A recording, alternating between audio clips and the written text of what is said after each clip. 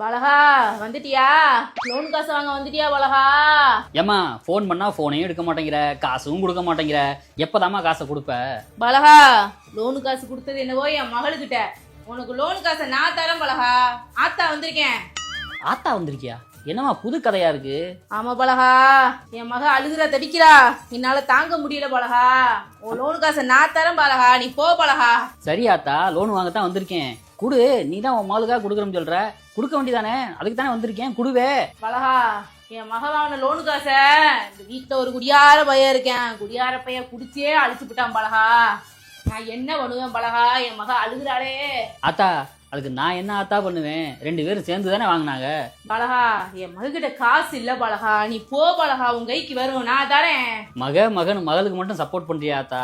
மையன் இத்தனை நாளா காசு கேட்டு லோன்னு அலையிறனே, மயனுக்கு கொஞ்சம் சப்போர்ட் பண்றியா ஆத்தா? திரும்பி நின்று சிரிக்காதாத்தா? இங்க பார்த்து பதில் சொல்லாத்தா. உன் கைக்கு காசு வரும் பலகா, இது வாடகை வீடு பலகா. ஹவுஸ் ஓனர் வந்து என் மகளை எதுவும் பேசி புரிவாங்க.